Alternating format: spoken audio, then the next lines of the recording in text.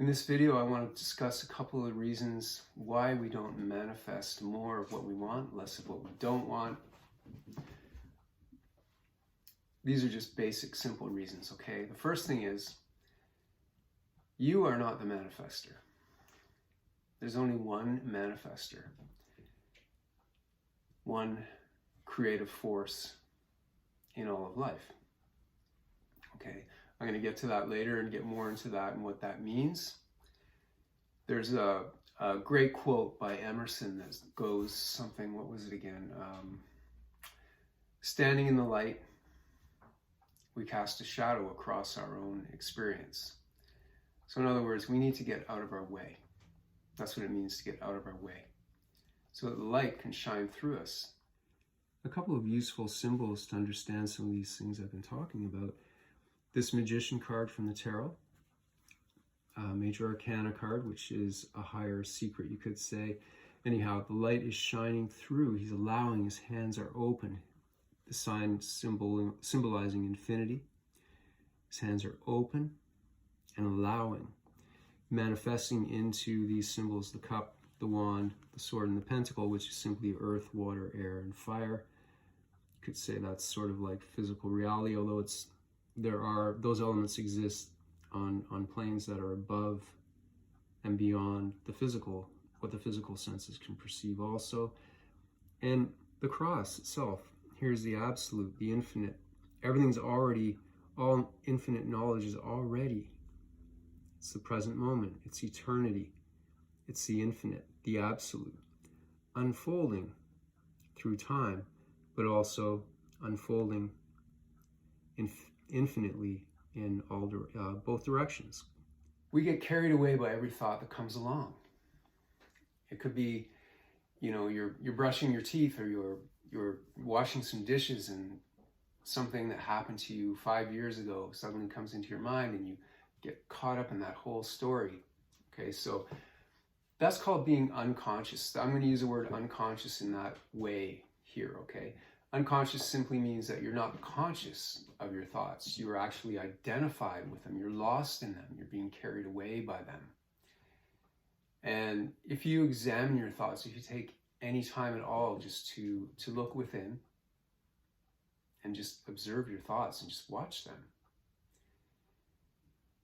Not judging them, because judging them is thought coming in again through the back door, you could say, or just thought coming in and judging, it's another thought. That's inner conflict. Just watching, and just watch that too. Okay, just watch your thoughts, just look at them. You'll see that most of them are on autopilot, which can be a good thing for certain things like tying your shoelaces and driving your, well, not too much driving, but you know what I mean. Drinking a cup of water or coffee or whatever. You don't have to think about I'm bringing my hand, I'm doing this, I'm doing that. It's on autopilot. But this autopilot takes over in every area of our life with this identification with thought. We think it's who we are. Here's the thing. Thought has no intelligence in and of itself, or by itself, on its own. It can't stand on its own without intelligence.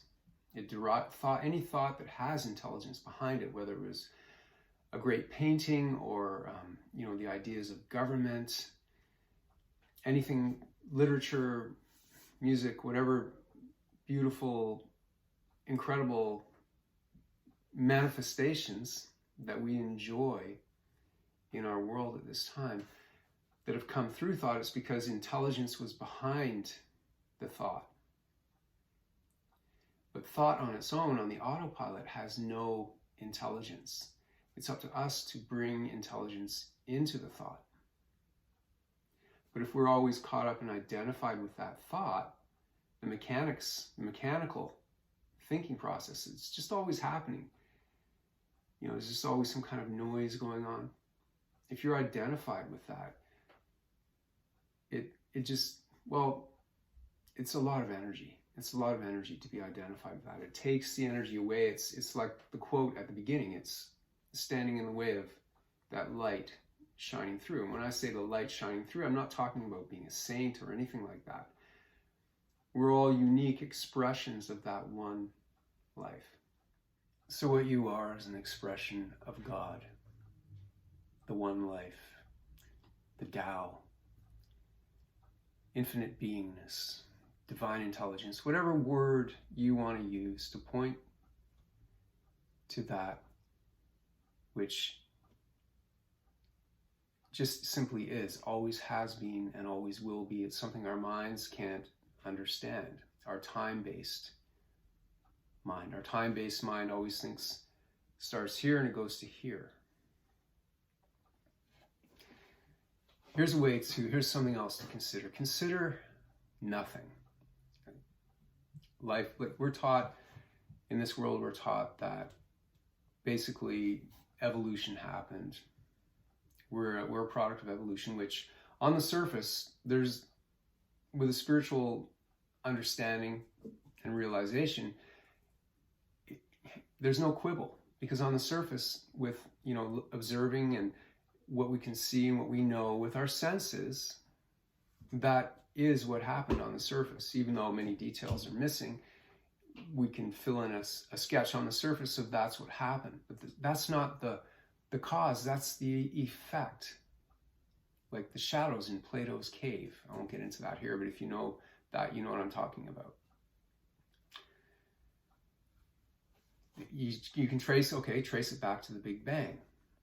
But, it begs the question, where did the stuff come from? Where did the explosion come from? Why and how did matter, that apparently is just matter, it has no intelligence, decide to suddenly adapt and grow more complex and develop intelligence from nothing?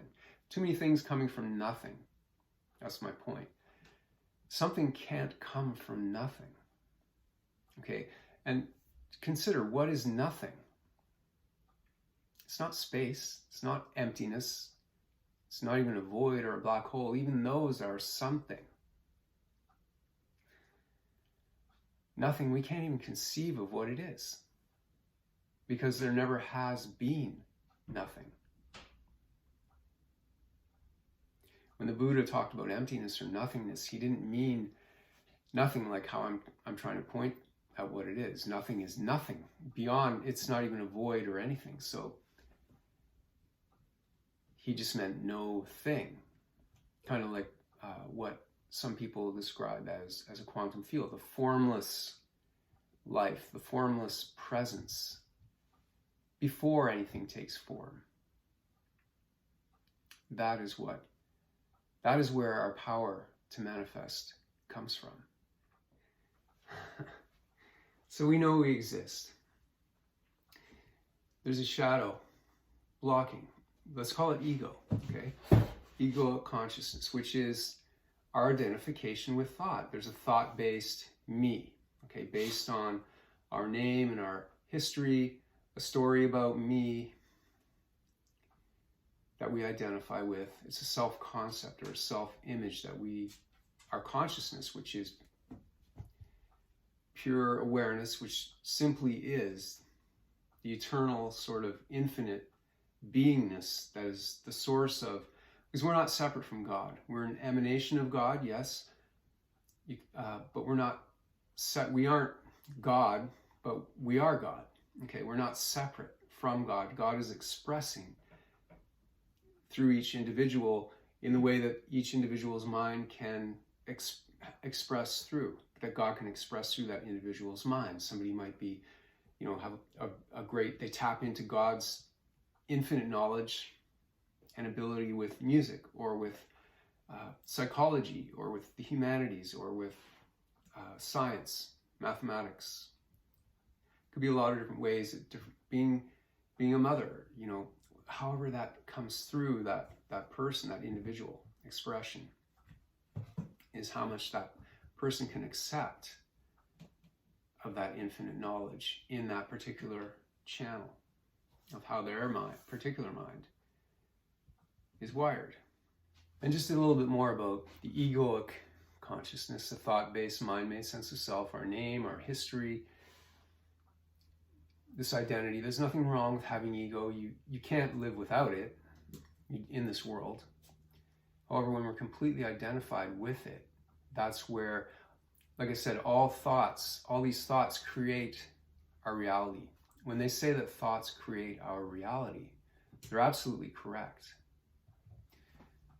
But you might say, well, I have all these, I keep positive thoughts, and I'm trying to manifest this goal or this thing, this dream, romantic partner, or $1 million, or whatever you're trying to manifest, and it's not working because there are so many unconscious thoughts. And by unconscious, I don't mean, again, back to the beginning, I don't mean you need to do some kind of super depth psychology or hypnosis or anything like that to be aware of them. You just need to observe your mind in daily action when you're engaging with people, when you are engaging with social media, when you're on your own.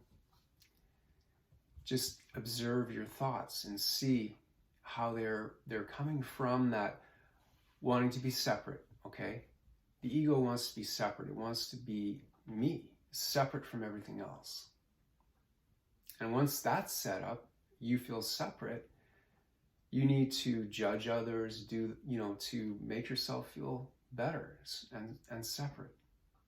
And you also need to worry about being safe, because you're this little itsy bitsy creature in this vast universe, which on one level is true, but ultimately and absolutely it's not true. There's only one life. Separation is and fragmentation and conflict is an illusion of the thinking mind. Thought needs to divide things to label, that's a jar, that's an apple. But our consciousness, like I said, is trapped there. So just start watching if you are trying to manipulate someone or something. That's ego. Don't say, oh, I shouldn't do that because that's more ego. Just watch it, and just by shining the light on it, it will begin to dissolve. That kind of pattern. Those are unconscious. Those are the unconscious thoughts below the surface that are blocking your light, God's light, divine intelligence, from shining through you into this world and creating more of what you want. And it's not like you can have whatever you want. It doesn't work like that either. Again, that's how the ego looks at it. But you can have what is in your highest good. And once you let go to that, you'll see it's even better in so many ways than what the ego thinks it needs to be happy. So just start by observing these patterns and just watching them, letting them go. I work with people facilitating how to let go, how to become more aware through meditative practices and inquiries and dialogue.